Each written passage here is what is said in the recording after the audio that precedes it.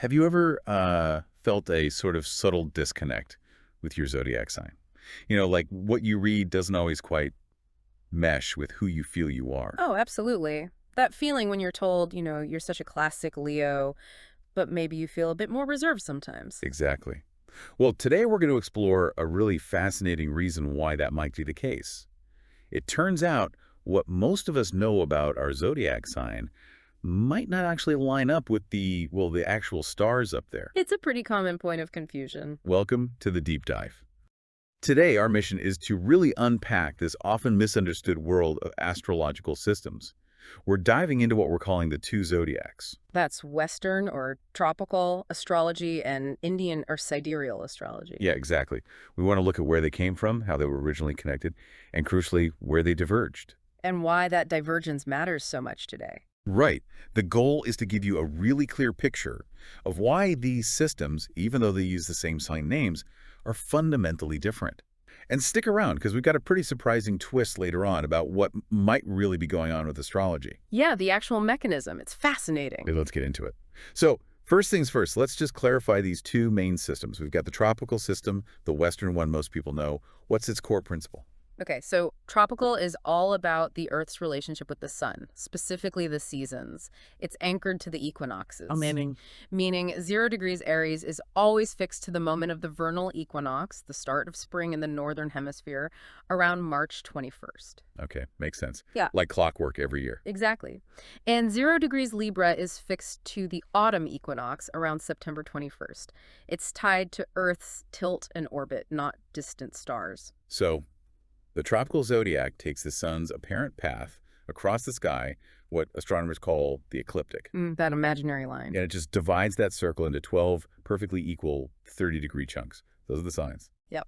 12 neat segments. The key thing is they're linked to seasons, to Earth's journey around the sun, not directly to the star patterns we call constellations. Right, seasonal markers, essentially. Precisely.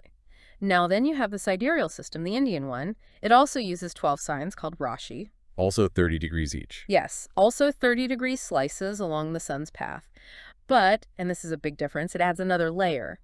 27 markers called nakshatras. Nakshatras. Those are like lunar mansions, right? Yep. Extra star-based points. Sort of, yeah. They add a whole different level of detail.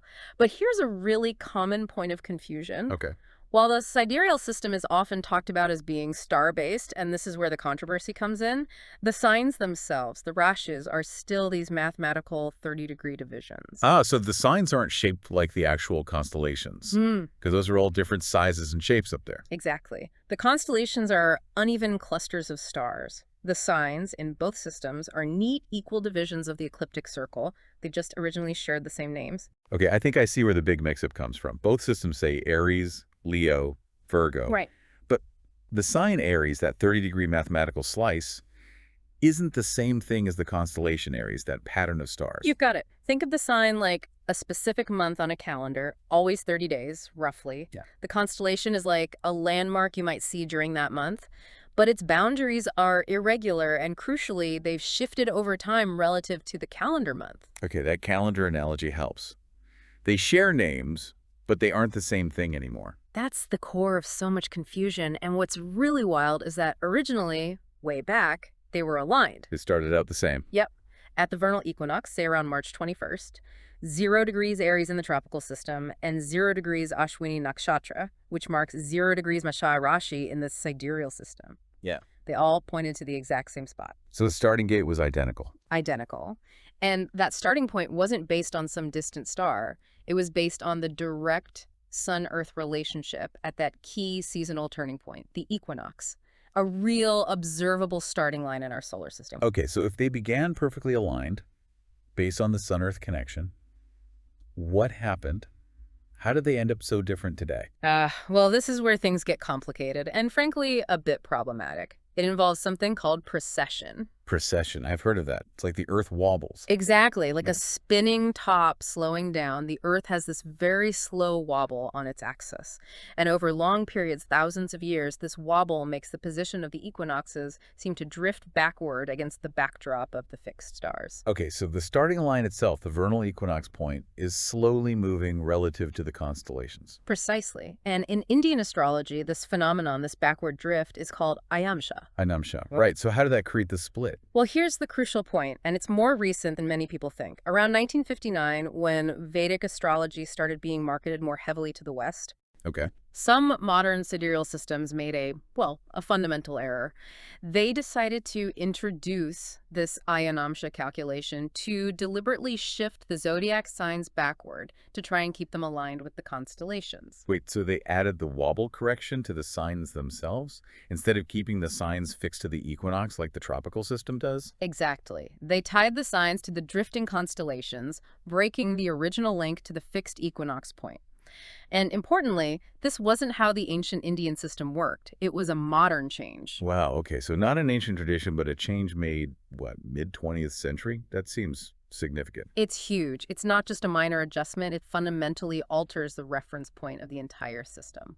So what does that actually mean for someone, say, getting their sidereal chart read today? What are the practical consequences of applying this Ayanamsha shift? The consequences are pretty major, actually. Because of applying this Ayanamsha value, current standard sidereal charts are shifted backward by roughly 23 to 25 degrees compared to the original alignment and compared to the tropical zodiac. 25 degrees. That's almost a whole sign difference for planetary positions. It often is, which means interpretations get skewed. You're applying rules and meanings developed for the original sign placements to planets that are now read as being in a completely different sign or nakshatra. It creates this fundamental mismatch. So the descriptions might feel off because the planet isn't actually where the chart says it is, Yeah. based on the original system's logic. That's a huge part of it. And another odd thing is, in this modern sidereal approach, the start point of Aries keeps moving backward over time. It drifts through a different nakshatra roughly every couple of thousand years.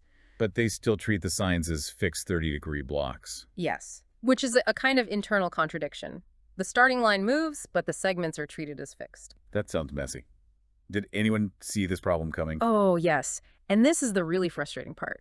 There were Indian astronomers, people trained in actual celestial mechanics, who recognized this drift was problematic.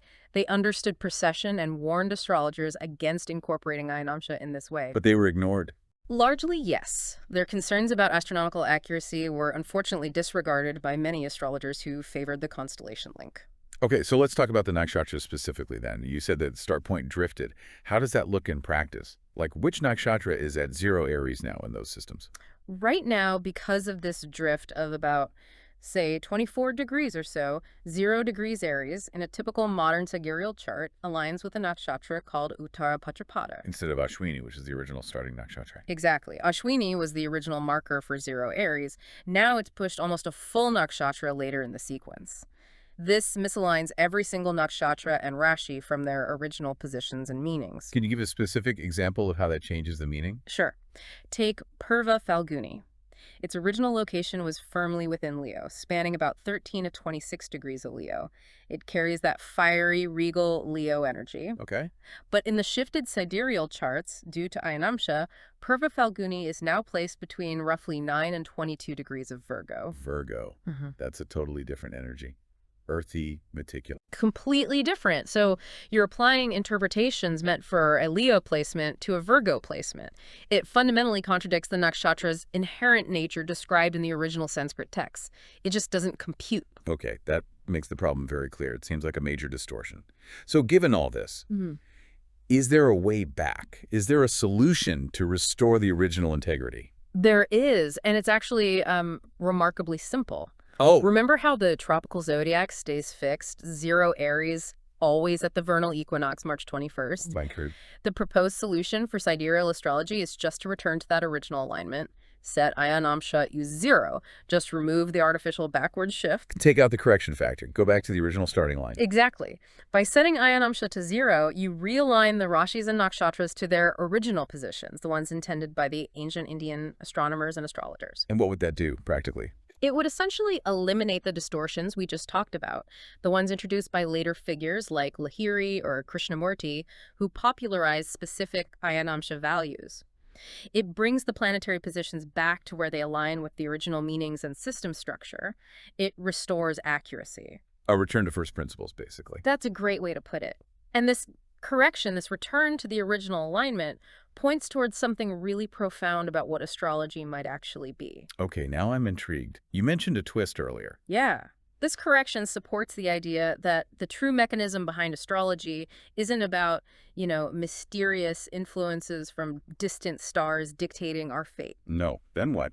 It's much more of a natural science, grounded right here in our solar system, specifically in geomagnetic imprinting at birth. Geomagnetic imprinting, what does that mean? Think about it. The sun's path, the ecliptic, starting from that fixed vernal equinox point, directly influences Earth's magnetic field. It creates a kind of base energetic field around our planet. Okay, the sun affecting Earth's magnetosphere. Makes sense. Now, add the planets. Each planet has its own electromagnetic field, its own gravitational pull.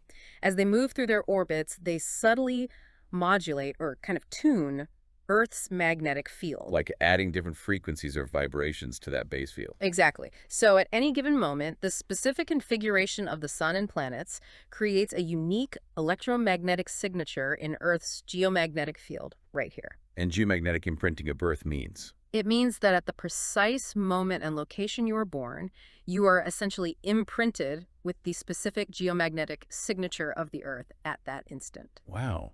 So it's not stocks influencing us from light years away, but the local electromagnetic environment of our solar system imprinting us at birth. That's the idea. It establishes a physical causal link. It's tied directly to the sun, the Earth, and the planets right here, right now, or rather right then at your birth moment. That's actually quite elegant and scientifically plausible in a way.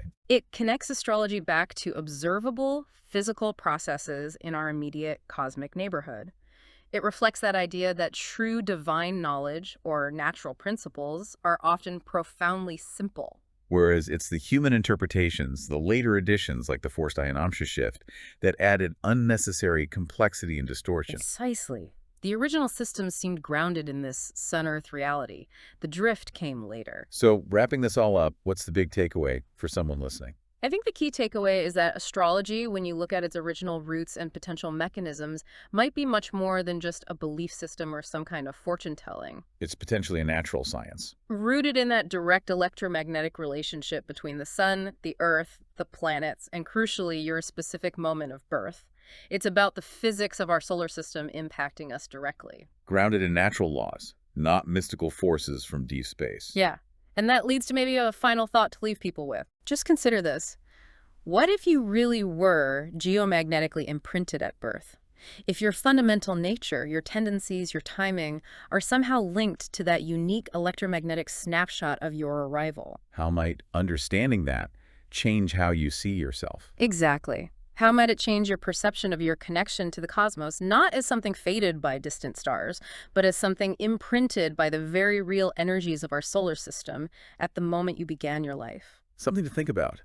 Reconnecting with that original idea, perhaps, might unlock some insights into our own sort of inner timing and wiring. It's a fascinating possibility, isn't it? A much more direct, intimate connection to the cosmos than we usually consider.